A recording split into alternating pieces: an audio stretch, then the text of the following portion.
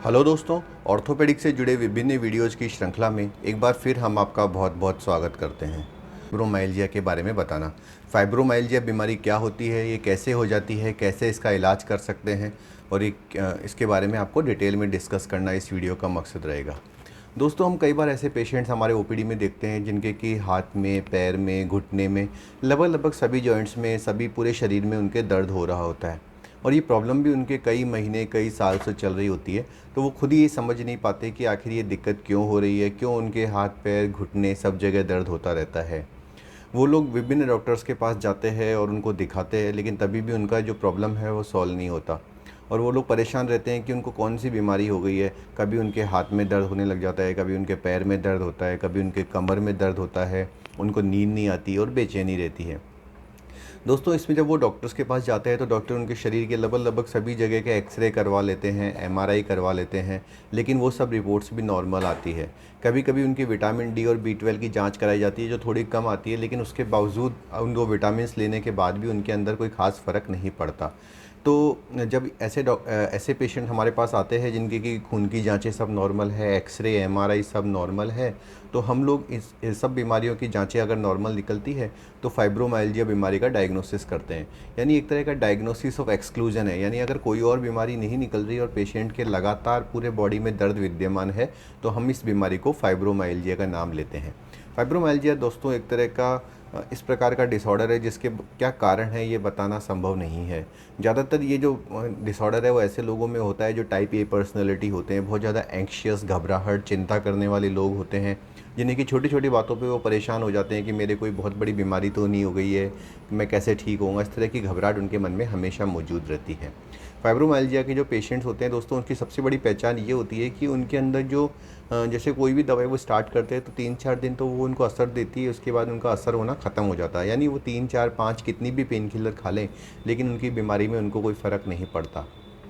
दूसरा प्रॉब्लम जो उनको फ़ील होता है वो ये होता है कि रात को उनको नींद नहीं आती, नींद रात के वक्त बहुत ज़्यादा बेचैनी होती है, हाथ पैरों में जो दर्द है वो बहुत ज़्यादा बढ़ जाता है। दूसरा ही प्रॉब्लम ये रहता है कि उनका किसी काम में कोई मन नहीं लगता। तो जब भी फाइब्रोमाइल्जिया के जो पेशेंट्स हैं वो हमारे पास आते हैं तो सबसे पहले हम उनके कुछ डायग्नोस्टिक वर्कअप कराते हैं। जैसे उनके थायराइड की जांच हम करवा लेते हैं, डायबिटीज़ की जांच हम करवा लेते हैं, हीमोग्लोबिन की जांच कराते हैं, विटामिन बी 12, विटामिन डी की जांच करा लेते हैं और गठिया बाई के जो टेस्ट होते हैं, R A factor, CRP, ESR, ये सब जांचें हम करा लेते हैं। अगर ये सब जांचें नॉर्मल है और उसके बावजूद सब दवाइयाँ देने के बाद भी अगर पेशेंट को फ़ायदा नहीं हो रहा तो इस बीमारी को फाइब्रोमाइल्जिया कहा जाता है। इसके अंदर कुछ अलग तरह की दवाइयाँ होती है जो लिखी हम प्रिस्क्राइब करते हैं, जिससे कि पेशेंट्स को कुछ आराम आ जाता है। लेकिन साथ ही में उसको योगा, मेडिटेशन की भी सलाह दी जाती है, क्योंकि उसके माइंड का डिस्ट्रैक्ट होना बहुत ज़रूरी होता है। इस बीमारी के अंदर जो मेन प्रॉब्लम है वो पेशेंट का नेचर, उसकी हाई एंजाइटी वाला नेचर, घबराहट और चिंता होना, ये बहुत बड़ा रोल प्ले करता है। तो हमारा इसमें जो टारगेट होता है वो होलिस्टिक अप्रोच होती है, जिसमें हम पेशेंट को कम से कम दवाइयाँ देना चाहते हैं। हम चाहते हैं कि वो अपना माइंड डिस्ट्रैक्ट करे, वो ऐसी चीज़ों की तरफ ध्यान दे जैसे बुक्स पढ़ना, ध्यान लगाना, प्राणायाम करना, योगा करना, मेडिटेशन या कोई नई हॉबी डेवलप करना। इसके साथ ही हम पेशेंट को रीअश्योरेंस भी करते हैं कि भाई आपकी जो बीमारी है वो कोई सीरियस नहीं है। क्योंकि जब कोई सीरियस बीमारी दोस्तों हम देखते हैं कि अगर हल्का सा वायरल फीवर भी हो जाता है तो पेशेंट का खाने खाने का मन नहीं करता और 1-2 किलो वजन उसका 7 से 8 दिन में ही कम हो जाता है। लेकिन फाइब्रोमाइल्जिया के पेशेंट को अगर आप देखें तो 10 से 12 साल से 8 साल से उनको दर्द होता है, लेकिन उनका 500 ग्राम भी वज़न कम नहीं होता। तो इसका कहने का मतलब ये है कि आप समझ सकते हैं ये कोई बहुत सीरियस बीमारी नहीं है। इसके बारे में आपको बहुत ज़्यादा परेशान होने की ज़रूरत भी नहीं होती कि कल को आगे जाकर ये कोई बहुत बड़ी बीमारी तो नहीं बन जाएगी। तो पेशेंट का रीअश्योरेंस और उसमें घर वाले और जो फैमिली मेम्बर्स है उसका भी सपोर्ट होना बहुत ज़रूरी होता है। अगर वो लोग अच्छा सपोर्ट देते हैं तो पेशेंट जल्दी ही फाइब्रोमाइल्जिया से रिकवर कर जाता है। साथ ही साथ हमें ये भी ध्यान रखना है कि अगर पेशेंट को डायबिटीज़ है, थायराइड है, विटामिन्स की कमी है तो उसका सप्लीमेंटेशन करते रहना चाहिए। इस प्रकार से ही पेशेंट का सही समय पे सोना और जागना भी ज़रूरी होता है। हाई एंजाइटी वाले पेशेंट्स को हम किसी प्रकार की चिंताओं से हमें दूर रखना चाहिए। हालांकि वो इतना आसान नहीं है, लेकिन फिर भी उनको ध्यान रखना चाहिए कि वो छोटी छोटी बातों को बहुत ज़्यादा स्ट्रेस ना ले। कुछ दवाइयाँ हैं फाइब्रोमाइल्जिया में जो बीमारी को कंट्रोल कर सकती है, उसे हम जीरो तो नहीं कर सकते लेकिन कंट्रोल कर सकते हैं। साथ ही दोस्तों, हालांकि समय समय पे हेल्थ चेकअप कराना ज़रूरी है, लेकिन अनावश्यक टेस्ट भी नहीं कराने चाहिए, क्योंकि अनावश्यक टेस्ट में कुछ भी छोटा बड़ा या कम ज़्यादा आ जाता है तो फाइब्रोमाइल्जिया के जो पेशेंट्स हैं वो काफ़ी ज़्यादा घबरा जाते हैं। तो मेरा सजेशन यही रहेगा कि आप किसी डॉक्टर का चुनाव करें जिस पे आप ट्रस्ट करते हो, और अगर वो बताते हैं कि आपको फाइब्रोमाइल्जिया है तो जैसे डॉक्टर्स बताते हैं वैसे ही करें।